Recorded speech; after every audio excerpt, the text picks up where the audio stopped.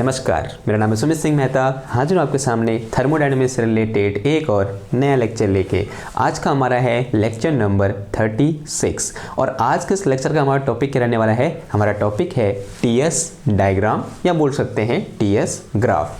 जैसे कि आप सब लोग जानते हैं, इससे पहले हमने एक बहुत इंपॉर्टेंट ग्राफ के बारे में डिस्कस किया था। वो था हमारे पास क्या, पीवी डायग्राम या पीवी ग्राफ, या उसका एक और नाम था क्या, इंडिकेटर डायग्राम। तो हमने क्या किए थे, अलग अलग प्रोसेस ली थी, थर्मोडायनेमिक प्रोसेस ली थी, जैसे isothermal process, isobaric process, isochoric process, adiabatic process. In process के लिए हमने क्या ड्रॉ किया था, पीवी डायग्राम ड्रॉ किया था। अब कभी कभी क्वेश्चन आता है कि किसी एक थर्मोडायनेमिक प्रोसेस के लिए टीएस डायग्राम क्या करो, ड्रॉ करो। यहाँ आपको क्या दे देगा, एक पीवी डायग्राम दे देगा और बोलेगा कि इस पीवी डायग्राम के इक्विवेलेंट टीएस डायग्राम क्या होगा। तो इस टाइप के क्वेश्चन को किस तरह से डील करेंगे या फिर किस तरीके से हमारे वहां पर अप्रोच रहेगी, वो क्या करेंगे आज के इस लेक्चर में हम डिस्कस करेंगे। ठीक है, तो सबसे पहले तो टीएस डायग्राम होता क्या है। तो TS diagram is a graph between temperature and entropy. अब ग्राफ क्या होता है, हम सब लोग जानते हैं ग्राफ क्या होता है। एक डायग्राम होता है जो क्या करता है, दो क्वांटिटी के बीच रिलेशनशिप स्टेबलाइज करता है। जैसे एक डायग्राम आप अक्सर इंटरनेट में देखते हैं, जैसे क्या दिया होता है या फिर समाचारों में देखते हैं, एक और डे दिए होते हैं और एक और टेम्परेचर दिया होता है। ठीक है, जाड़ों के दिनों में वो बोलता है मंडे को 5 डिग्री सेल्सियस टेम्परेचर था, ट्यूसडे को 10 था और फिर वेडनेसडे को और कम हो गया। ठीक है, तो इस तरीके से क्या दिया होता है, एक ग्राफ दिया होता है। यानी यहाँ पर क्या ग्राफ किसको दिखा रहा है, दो क्वांटिटी के बीच रिलेशन दिखा रहा है। और दो क्वांटिटी क्या है, एक टेम्परेचर है और दूसरा क्या है, डे है। सिमिलरली जो टीएस डायग्राम या फिर टीएस ग्राफ होगा वो क्या होगा, एक चित्र होगा या फिर एक डायग्राम होगा जो टेम्परेचर और एस यानी एंट्रोपी के बीच रिलेशन स्टेबलाइज करेगा। ठीक है, तो TS diagram is a graph between temperature and entropy, यानी किसको दिखाता है, ये टेम्परेचर और एंट्रोपी के बीच के रिलेशन को दिखाता है। पहले तो ये लिख लें एक बार, ठीक है, इसे मिटाओ। ओके, तो देखो सबसे पहले क्या लिखो, ये लिखा, हेड डालो क्या, टीएस डायग्राम, हेड डाली और उसके नीचे लिखो पहला पॉइंट लिखो, TS diagram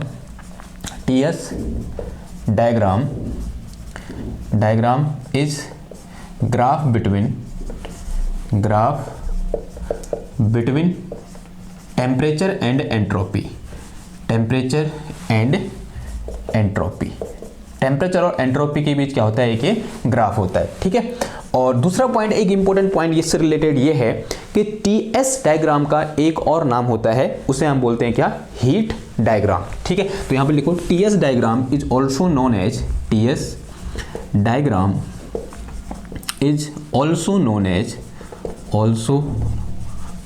as heat diagram. ठीक है, इसका एक और नाम क्या होता है, हीट डायग्राम होता है। और ऐसा क्यों बोलते हैं हम इसको, जैसे जैसे लेक्चर हम आगे बढ़ेंगे, लेक्चर के एंड में हम इस चीज को डिस्कस करेंगे, क्यों हम टीएस डायग्राम को हीट डायग्राम भी बोल सकते हैं। ठीक है, ये क्या होगी, कुछ प्राइमरी चीजें होंगी किसके बारे में, टीएस डायग्राम के बारे में।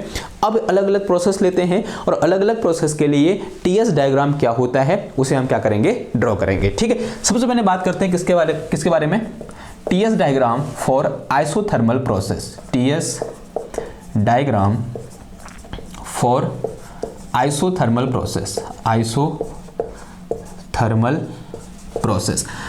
आइसोथर्मल प्रोसेस क्या होती है, ऐसी प्रोसेस जिसके दौरान जो टेम्परेचर होता है क्या रहता है, हमारा कांस्टेंट रहता है, उसे हम क्या बोलते हैं, आइसोथर्मल प्रोसेस बोलते हैं। एक काम करते हैं, थोड़ा सा जो पिछली वाली चीज़ है ना उनको भी रिकॉल कर लेते हैं। पहले इसके लिए पीवी डायग्राम ड्रॉ कर देता हूं, फिर उसके बाद टीएस डायग्राम ड्रॉ करेंगे। ठीक है, तो इस ओर क्या बनाओ, सबसे पहले इसके लिए पीवी डायग्राम।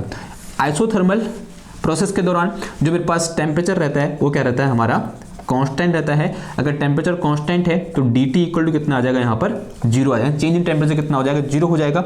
अगर मैं इसके लिए पीवी डायग्राम ड्रॉ करूँ, ये क्या मान लिया मैंने, पी एक्सेस बोल दिया और ये मैंने क्या बोल दिया, वी एक्सेस। इसे क्या बोलते हैं हम, P, और इसे क्या बोलते हैं, V। जो मेरे पास यहाँ पर ग्राफ होता है कैसा होता है, कुछ इस टाइप का ग्राफ हमें देखने को मिलता है। और ऐसा क्यों होता है हमने डिस्कस कर रखा है। और यहाँ पर हो क्या रहा है, देखो एक्सपेंशन हो रहा है, यानी प्रेशर कम हो रहा है, यानी क्या हो रहा है, यहाँ पर एक्सपेंशन हो रहा है। मान लिया प्रेशर कितना है, इनिशियली P1 है और फाइनल प्रेशर कितना है, P2 है। और ऐसा अज्यूम करो, इनिशियली जो वॉल्यूम है वो कितना है, V1 है और फाइनल वॉल्यूम कितना है, V2 है। ये ग्राफ क्या है मेरे पास, PV graph for isothermal process है। ठीक है, अब क्वेश्चन ये आता है कि इस ग्राफ के इक्विवेलेंट टीएस ग्राफ क्या होगा, यानी इस पीवी ग्राफ के इक्विवेलेंट टीएस ग्राफ क्या होगा। अब वो ड्रा करते हैं। देखो ये माना इस स्टेट को क्या बोल दो, स्टेट ए और इसे क्या बोल दो स्टेट बी बोल दो। अब टीएस डायग्राम ड्रॉ करना है, जैसे यहाँ पर बाय कन्वेंशन ऐसे ऊपर को क्या लेते हैं हम पी लेते हैं और ऐसे क्या लेते हैं वी लेते हैं। तो बाय कन्वेंशन यहाँ ऊपर को क्या लेते हैं टी लेते हैं और ऐसे हॉरिजॉन्टल में क्या लेते हैं एस लेते हैं। ठीक है, तो ये क्या हो गया एस और यहाँ क्या हो जाएगा टी हो जाएगा। तो स्टेट ए में बोल दिया यहाँ पर टेम्परेचर कितना है T बोल दो। अब आइसोथर्मल प्रोसेस है तो यहाँ पे टेम्परेचर कितना होगा T होगा and there is no change in temperature. तो इस प्रोसेस के दौरान तापमान में कोई चेंज नहीं हो रहा है। तो मान लिया इनिशियली टेम्परेचर कितना है T है, टेम्परेचर कितना बोल दिया मैंने T बोल दिया और एंट्रोपी कितनी बोल दी मैंने S1 बोल दी। क्या बोल दी एंट्रोपी मैंने S1 बोल दी। और ऐसा अज्यूम करो कि इस दौरान एंट्रोपी क्या हो रही है इंक्रीज हो रही है। ठीक है, एंट्रोपी में कैसा चेंज हो रहा है पॉजिटिव चेंज हो रहा है, ऐसा हमने अज्यूम किया। और अगर एंट्रोपी में पॉजिटिव चेंज होगा तो माना एंट्रोपी जब यहाँ पहुंचेगी तो अगेन टेम्परेचर तो उतना ही रहे because temperature is constant, temperature same रहेगा पूरी प्रोसेस के दौरान। जब यहाँ पहुंचा तो अगेन ये जब यहाँ पहुंचा एंट्रोपी में चेंज तो यहाँ हो गया, माना चेंज हो गया एंट्रोपी कहाँ पहुंच गई फाइनल वैल्यू S2 पर पहुंच गई और जो मेरा सिस्टम है वो कहाँ पहुंच गया स्टेट बी में पहुंच गया। कहाँ से स्टेट ए से। और ये जो मेरे पास ग्राफ बनेगा कैसा बनेगा इन सारे पॉइंट को मिला दो तो ये क्या बने मिला मेरे पास एक ग्राफ मिला। This is entropy versus temperature graph for isothermal क्या हो रहा है यहाँ पर एक्सपेंशन हो रहा है। तो फॉर आइसोथर्मल एक्सपेंशन ये क्या हो जाएगा हमारा ग्राफ हो जाएगा। तो एरो किसको दिखा रहा है एक्सपेंशन को दिखा रहा है। यहाँ पर एरो से यहाँ पर एरो कैसे हो जाएगा ऐसे हो जाएगा। ठीक, ये बात समझ में आई आपको। तो this is my a TS diagram for isothermal expansion. Okay, ना ये तो किसके लिए हो गया आइसोथर्मल प्रोसेस के लिए होगा। अगर मैं बात करूँ किसके लिए एडियाबेटिक प्रोसेस के लिए, दूसरा क्या है मेरे पास यहाँ पर एडियाबेटिक प्रोसेस फॉर यहाँ बोलते हैं TS diagram for adiabatic process. अब एडियाबेटिक प्रोसेस क्या होती है आप सब लोग जानते हैं, ऐसी प्रोसेस जिसके दौरान हीट में कोई चेंज नहीं होता है या फिर there is no heat exchange between system and surrounding, यानी Q इक्वल टू कॉन्स्टेंट है। If Q equal to constant then this delta Q will be equal to zero, यानी चेंज इन हीट कितना हो जाएगा हमारा जीरो हो जाएगा। अगर मैं इसका पीवी डायग्राम ड्रॉ करूं तो कैसा होता है पीवी डायग्राम, तो वर्टिकल एक्सिस में क्या होता है प्रेशर, हॉरिजॉन्टल एक्सिस में क्या होता है वॉल्यूम। तो ये क्या हो जाएगा प्रेशर और ये वॉल्यूम। और इसका जो डायग्राम होता है इसका जो पीवी डायग्राम होता है वो इस आइसोथर्मल प्रोसेस के लिए जो मेरे पास डायग्राम निकल के आ रखा है पीवी डायग्राम निकल के आ रखा है सेम होता है, सेम एक जैसा होता है। यानी यहां पर भी क्या आएगा इस तरीके से ये दिस थिंग ऐसा आएगा। अब देखो दोनों में अंतर क्या होता है, हमने एक चीज पढ़ी थी slope of PV graph for adiabatic process and for isothermal process, और वहां पर हमारा रिजल्ट निकल के आया था कि हमेशा एडियाबेटिक प्रोसेस का स्लोप क्या होता है आइसोथर्मल प्रोसेस के कंपेयर में ज्यादा होता है। ठीक है, स्लोप का अंतर रहेगा, बाकी दिखने में दोनों डायग्राम क्या होंगे सेम होंगे, दोनों ग्राफ क्या होंगे सेम होंगे। तो ये क्या हो रहा है यहाँ पर एडियाबेटिक एक्सपेंशन हो रहा है। मान लिया यहाँ प्रेशर कितना है P1 है और यहाँ वॉल्यूम कितना बोल दिया हमने V1 बोल दिया, और यहाँ प्रेशर कितना बोल दिया हमने P2 बोल दिया, और यहाँ वॉल्यूम कितना बोल दिया हमने V2 बोल दिया। नाउ अब इसके इक्विवेलेंट टीएस डायग्राम क्या होगा, तो टीएस डायग्राम कैसे ड्रॉ करेंगे देखो। तो ये क्या होगा मेरा टी एक्सेस, सॉरी ये क्या होगा टी एक्सेस और ये क्या होगा मेरा एस एक्सेस। अब कैसे ड्रॉ करेंगे देखो, हमने क्या बोला फॉर टीएस अभी बोलते हैं for adiabatic process DQ equal to zero होता है। अब एक चीज देखो यहाँ पर थोड़ा सा इंपॉर्टेंट यहाँ ब्रैकेट में लिखूं, तो since what we know ds is equal to dq divided by t, ऐसा होता है नहीं होता है, हमने पढ़ा तो है कि change in entropy for a reversible process ds equal to कितना होता है dq डिवाइडेड बाई t होता है, ये हमने पढ़ा हुआ है। If dq is zero then ds will be equal to zero, then ds is equal to zero, ऐसा होगा नहीं होगा because it is adiabatic process and for adiabatic process dq equal to zero it mean ds equal to zero. If ds equal to zero then s will be equal to constant. s कितना निकल के आया ऐसे constant निकल के आया, तो यहां से क्या निकल के आया हमारे पास for any adiabatic process entropy is constant. अगर मेरे पास कोई एडियाबेटिक प्रोसेस है तो वहां पर जो मेरे पास एंट्रोपी रहेगी वो क्या रहेगी कांस्टेंट रहेगी। और अज्यूम करो कि माना इस सिस्टम की एंट्रोपी कितनी है S है, तो टेम्परेचर के चेंज होने के साथ अब यहां पर टेम्परेचर क्या होगा देखो कंप्रेशन हो रहा है एक्सपेंशन हो रहा है, यहां पर एक्सपेंशन हो रहा है, तो during expansion temperature will decrease. तो टेम्परेचर क्या करेगा डिक्रीज करेगा। मान लिया इनिशियल टेम्परेचर कितना था इतना था T1 था, तो जैसे ही मैं क्या करूंगा इसको कंप्रेस करूंगा टेम्परेचर डिक्रीज करेगा, लेकिन एंट्रोपी में कोई चेंज नहीं आएगा, तो एंट्रोपी वही रहेगी। तो diagram will be looks like this. तो जो मेरा ग्राफ है वो कुछ इस तरीके का मुझे देखने को मिलेगा। ठीक है, and in this point the temperature is T2 और ये मेरे पास क्या है S है। ठीक। तो this is my temperature versus entropy graph या TS diagram for adiabatic process. तो एडियाबेटिक प्रोसेस के लिए ऐसा डायग्राम हमें देखने को मिलता है, ठीक है। अब जो नेक्स्ट प्रोसेस होगी वो कौन सी होगी मेरी, आइसोकोरिक ले लो या फिर आइसोबैरिक ले लो, आपकी मर्जी, ठीक। चलो हेड डालो फॉर आइसोबैरिक प्रोसेस, हेडिंग क्या हो जाएगी फॉर आइसोबैरिक ले आइसोकोरिक ले, पहले आइसोकोरिक ले लेते हैं, ठीक है। थर्ड क्या हो जाएगा, TS diagram, TS diagram for isochoric process, isochoric process. Isochoric process क्या होती है, ऐसी प्रोसेस जिसके दौरान वॉल्यूम क्या रहता है, कांस्टेंट रहता है। अगर वॉल्यूम कांस्टेंट है then this implies this dV will be equal to 0, यानी dV कितना हो जाएगा उसके लिए 0 हो जाएगा। अगर मैं इस प्रोसेस के लिए PV ग्राफ ड्रॉ करूं तो कैसे आएगा, देखो, तो this is my P axis, this is my V axis, और PV डायग्राम कैसा आ जाएगा, अगर मैं ये बोलूं कि आइसोकोरिक एक्सपेंशन हो रहा है तो graph will be something looks like this, यानी ऐसा कुछ ग्राफ आएगा।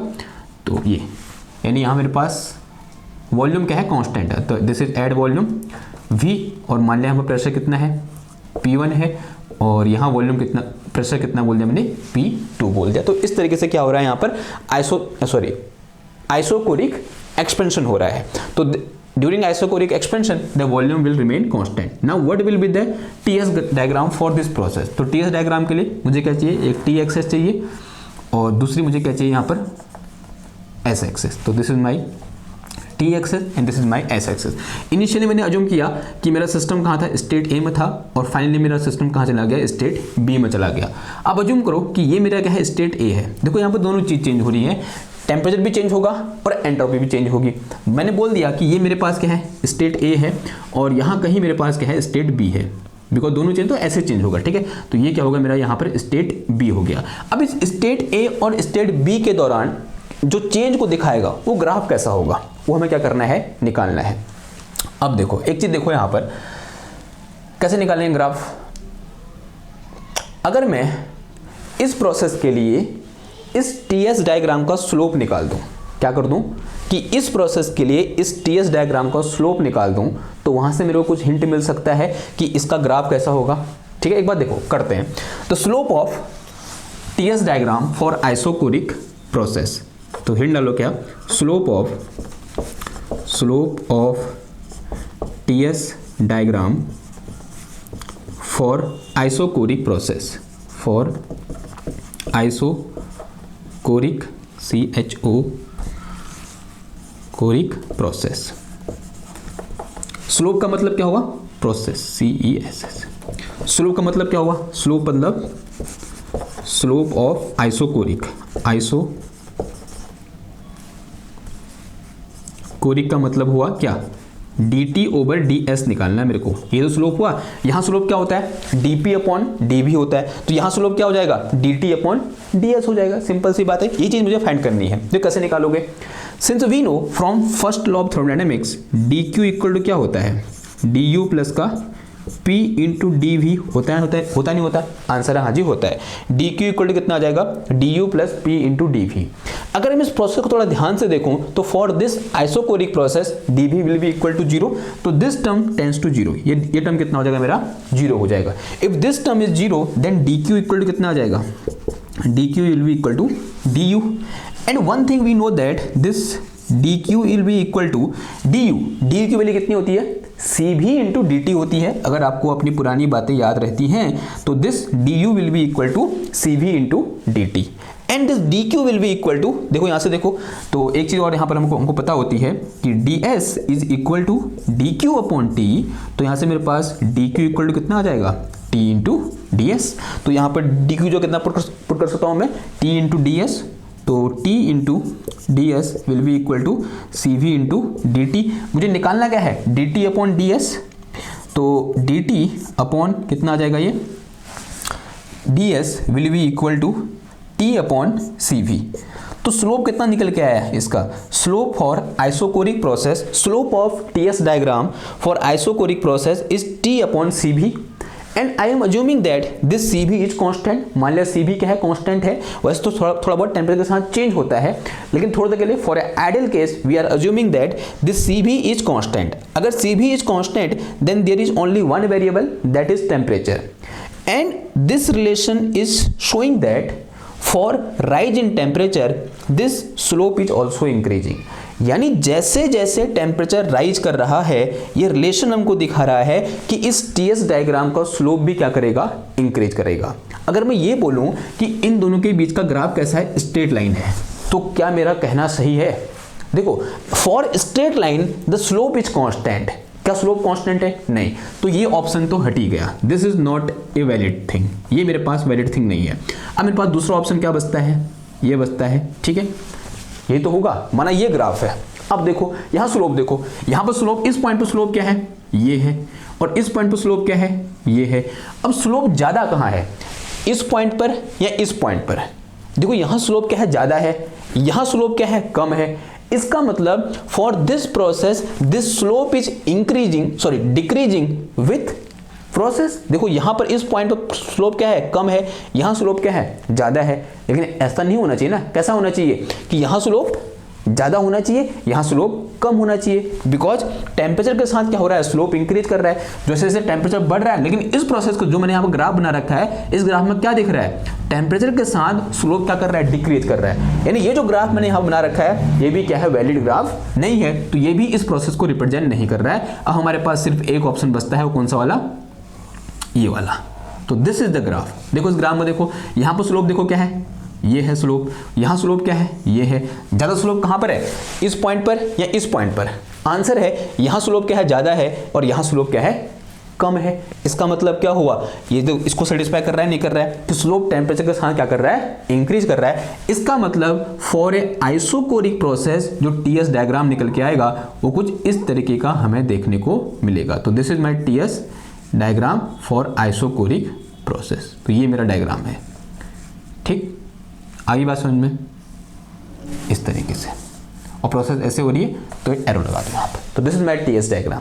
क्लियर है इतनी बात? ओके, अगर इतनी बात क्लियर होगी, अब बात करते हैं किसकी, आइसोबैरिक प्रोसेस के लिए टीएस डायग्राम क्या होगा। तो उसके लिए मुझे कुछ चीज़ें मिटानी पड़ेंगी, और आपको कुछ चीज़ें नोट कर लो या फिर स्क्रीनशॉट ले लो, ले लिया स्क्रीनशॉट, मिटा दो इसको मैं।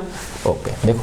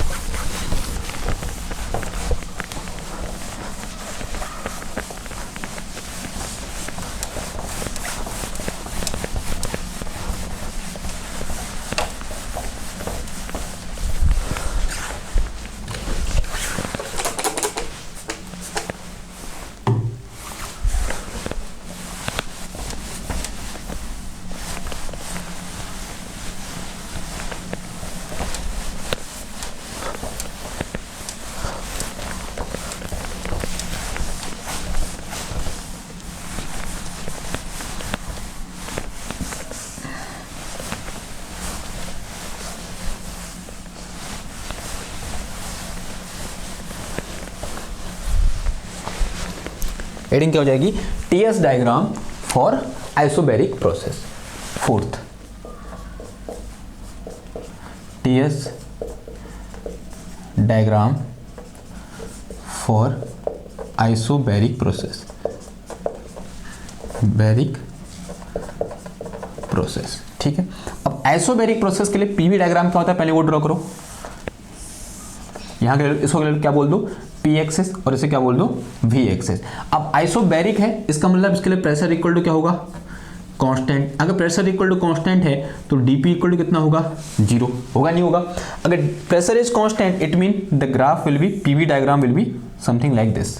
मैंने इसको क्या बोल दिया मैंने, स्टेट ए, इसे मैंने क्या बोल दिया, स्टेट बी। अज्यूम करो स्टेट ए पर प्रेशर कितना है, पी है, और यहाँ वॉल्यूम कितना बोल दिया मैंने, V1 बोल दिया, और यहाँ वॉल्यूम कितना बोल दिया मैंने, V2 बोल दिया। और क्या हो रहा है यहाँ पर, एक्सपेंशन हो रहा है, ठीक है। और कैसा हो रहा है, एट कांस्टेंट प्रेशर हो रहा है। अगर मैं बात करूँ किसकी, इसके टीएस डायग्राम की, ये टी एक्सेस होगी और ये क्या होगी मेरी एस एक्सेस होगी। अब टी एस डायग्राम इसका कैसा होगा या फिर टी एस ग्राफ कैसा होगा वो जानने के लिए मुझे क्या चाहिए, अगेन उसका स्लोप चाहिए, और उसका स्लोप हमें बताएगा कि ग्राफ में किस तरीके का देखने को मिलेगा। तो सबसे पहले क्या करते हैं, इस प्रोसेस के लिए, आइसोबैरिक प्रोसेस के लिए T S upon D T upon D S निकाल लें, और D T upon D S इन स्लोप हमें बताएगा कि यहाँ पर जो ए से बी के लिए जो टी एस डायग्राम होगा वो कैसा होगा। ओके, अब देखो कैसे निकालेंगे।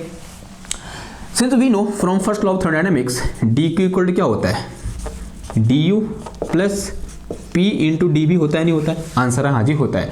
देखो यहाँ पर ये चीज़ उड़ नहीं रही है, यहाँ पर ये चीज़ खत्म हो जा रही थी, देखो आइसोकोरिक वाले केस में ये चीज़ खत्म हो जा रही थी, तो यहाँ पर तो ये बची है। अब थोड़ा हमको कुछ और दिमाग लगाना पड़ेगा। दिमाग कहाँ से आएगा, या फिर जो नई चीज़ निकल के आएगी वो कहाँ से आएगी, वो आएगी हमारे कहाँ से, एंथैल्पी से। तो since we know from the concept of enthalpy H equal to कितना होता है हमारे पास, U प्लस P भी होता है नहीं होता है, ठीक है, I think I am right. अगर यहाँ से मैं क्या करूँ, differentiating both side DH is equal to कितना आ जाएगा, DU प्लस, अब इसको क्या कर दो, प्रोडक्ट रूल से क्या हो जाएगा, ये पहले P ऐसे रहेगा, DV फिर प्लस V ऐसे रहा, और फिर कितना आ जाएगा, DP आ जाएगा, ठीक है।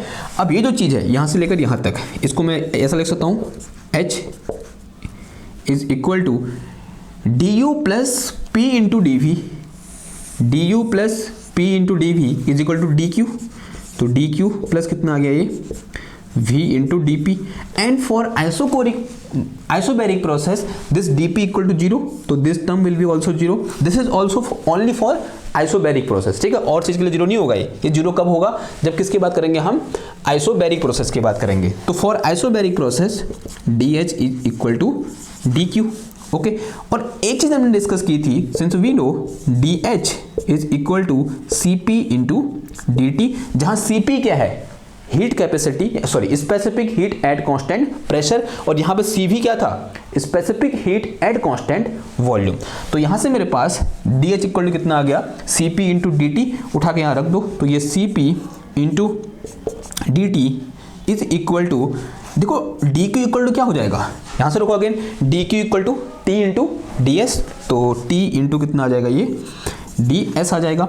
मुझे चाहिए क्या, D T over D S चाहिए, तो D T over D S will be equal to, तो टी अपॉन कितना आ गया, सी पी आ गया।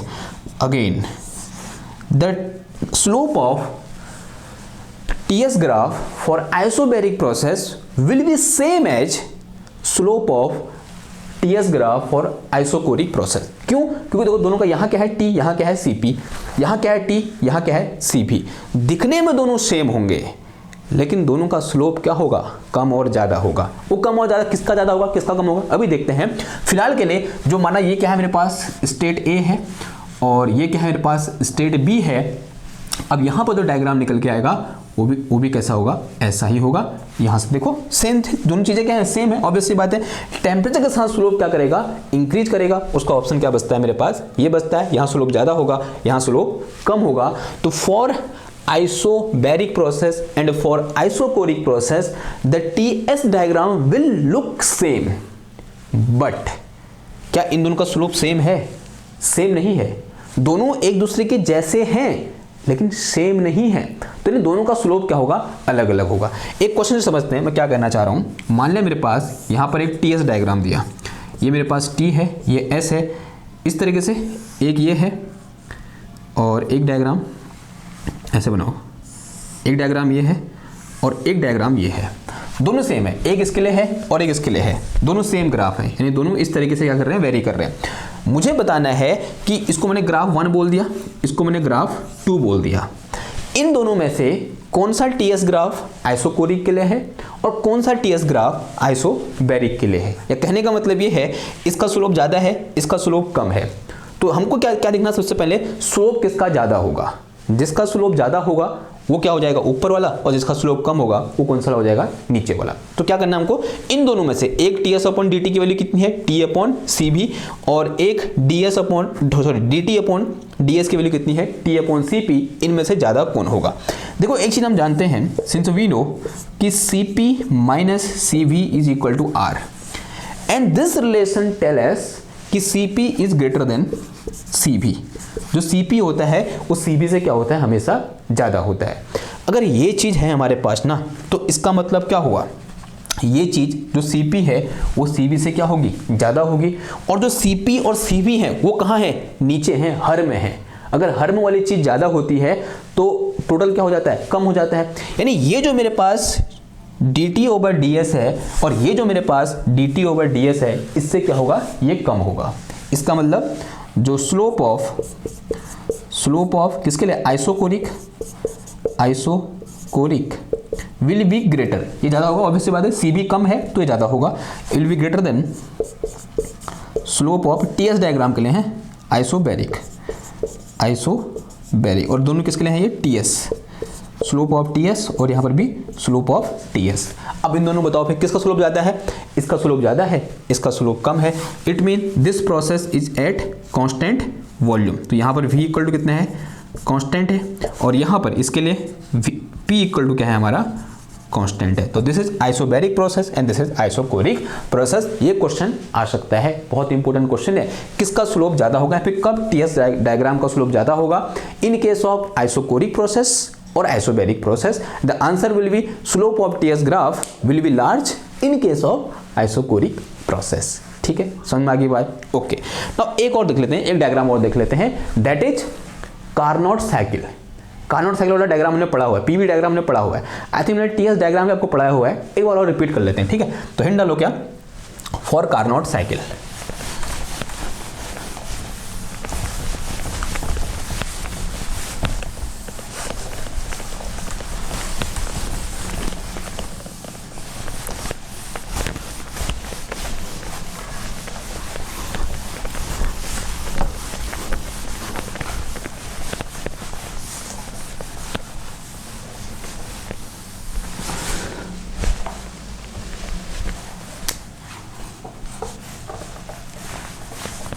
देखो, फॉर कार्नोट साइकिल या फिर चौथा पांचवा क्या हो जाएगा, TS diagram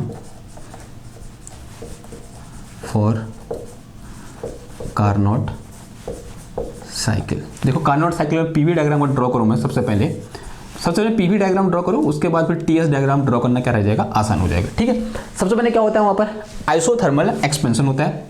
this is my isothermal expansion, A से में बी में गया। फिर क्या होता है, एडियाबैटिक एक्सपेंशन होता है। इस तरीके से देखो, इसका स्लोप क्या है, इससे ज़्यादा है। तो एडियाबैटिक कर्व में एडियाबैटिक एक्सपेंशन का स्लोप किससे ज़्यादा होता है, आइसोथर्मल एक्सपेंशन से ज़्यादा होता है। ठीक है, और यहाँ क्या आएगा, सी आ जाएगा, and this arrow is representing expansion हो रहा है। फिर क्या होता है, आइसोथर्मल कंप्रेशन होता है, कहाँ चले जाएंगे, डी में। और फिर क्या होता है, हमारा एडियाबैटिक कंप्रेशन होता है, फिर डी से कहाँ चले जाएंगे, ए में चले जाएंगे। ये डायग्राम हमने पढ़ा हुआ है। अब इसके लिए टी जो मेरे पास टीएस डायग्राम होगा वो क्या होगा, उससे पहले अज्यूम करो ये मेरे पास क्या था, आइसोथर्मल एक्सपेंशन है, माना यहाँ पर टेम्परेचर कितना है, T1 है, और इस पॉइंट पर जो टेम्परेचर है मान लो कितना है मेरा, T2 है।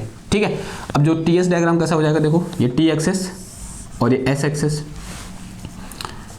देखो, इनिशियली माना ये टेम्परेचर कितना है, T1 है, तो एट T1 टेम्परेचर लेटर से द एंट्रोपी इज S1। ठीक है, फिर यहाँ पर क्या हो रहा है, आइसोथर्मल एक्सपेंशन हो रहा है, तो एंट्रोपी चेंज होगी लेकिन टेम्परेचर क्या रहेगा, कांस्टेंट रहेगा। तो this is my isothermal expansion. A2 कहाँ चला गया, मैं B में चला गया।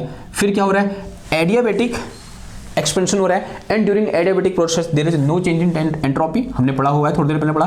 तो ऐसा कोई डायग्राम आएगा, तो और हम कहाँ चले गए, पॉइंट C में चले गए, और ये जो पॉइंट निकल के आया, कौन सा निकल के आया, T2 निकल के आया। ठीक है, एंड देन क्या हो रहा है, मेरे पास अगेन आइसोथर्मल कंप्रेशन हो रहा है, तो compression will be something like this.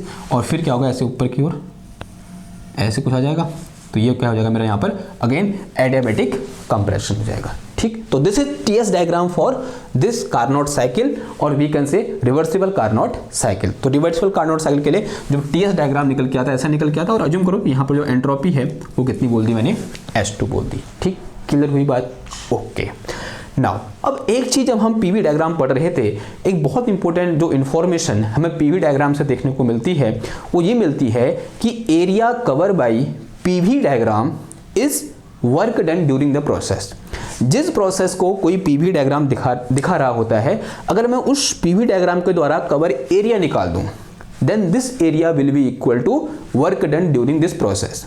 Now क्या कोई ऐसी इंफॉर्मेशन हमको टीएस डायग्राम से भी मिलती है? आंसर है हाँ जी मिलती है। अब वो जो मेरे पास इंफॉर्मेशन है वो क्या मिलती है एक बार वो देख लें। तो उसके लिए मुझे सबसे पहले क्या करना पड़ेगा, किसी भी एक टीएस डायग्राम का हमको एरिया निकालना पड़ेगा, फिर वहां से हम देखेंगे। तो हेड डालो क्या, एरिया अंडर टीएस डायग्राम। हेडिंग क्या हो जाएगी, area under TS diagram. Area under TS diagram, ठीक है।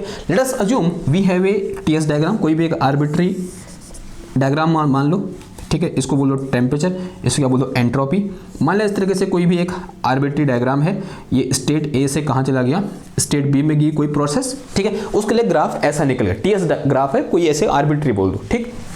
अज्यूम किया कि यहाँ पर टेम्परेचर कितना है, T1 है, और यहाँ टेम्परेचर कितना है, T2 है। मान लिया यहाँ पर एंट्रोपी कितनी है, S1 है, और यहाँ एंट्रोपी कितनी है, S2 है ना। हमें क्या करना है, इसके द्वारा, इस पूरे ग्राफ के द्वारा इस एंट्रोपी एक्सेस में कितना एरिया कवर हुआ ये एरिया निकालना है। कौन सा वाला, ये वाला, लाल पेन थी मेरे पास, पता नहीं कहाँ है, छोड़ो, ये है कुछ, ये एरिया कितना होगा ये हमें क्या करना है, फाइंड करना है। अब हम सब जानते हैं कि ये एरिया हम कैसे फाइंड करेंगे। क्लास 12 हमने ऐसे एप्लीकेशन किए थे, एप्लीकेशन ऑफ इंटीग्रेशन से। हम क्या करेंगे, सबसे पहले एक यहाँ पर स्ट्रिप खींच देंगे। माना यहाँ पर कोई एक पॉइंट लिया मैंने, late us say this point is eight temperature T।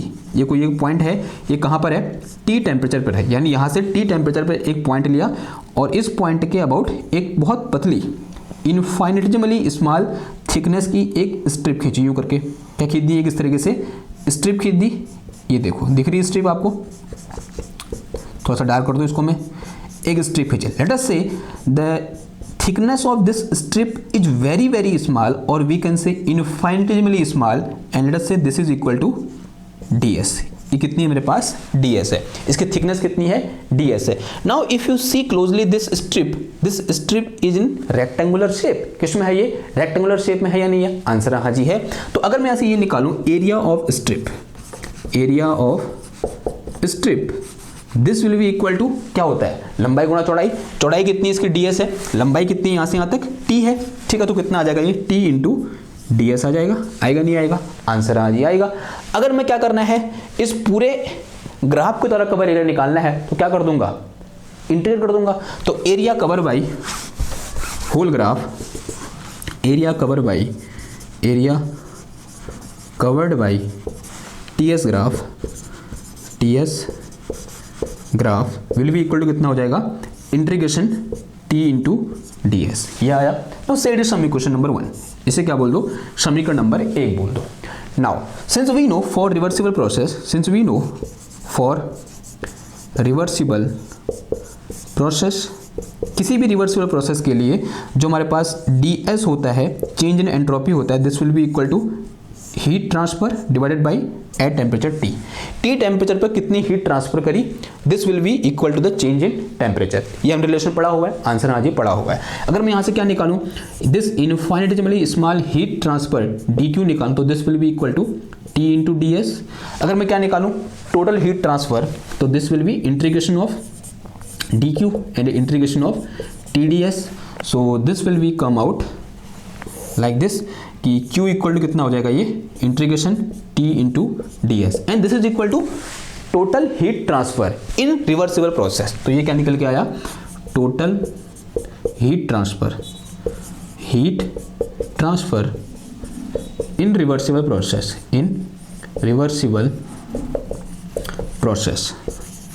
Okay. Now state is some equation number 2। एक बार इक्वेशन 2 को देखो, फिर इक्वेशन 1 को देखो, आपको आंसर मिल जाएगा। आपके अंदर से आवाज आएगी कि area cover by TS graph is equal to heat transfer in reversible process, ठीक है। ये बात समझ में आई। तो from equation 1 and 2 we can write that area covered by TS diagram will be equal to total heat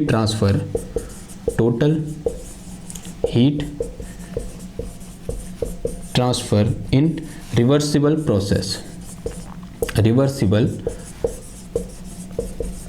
process। तो this is our answer।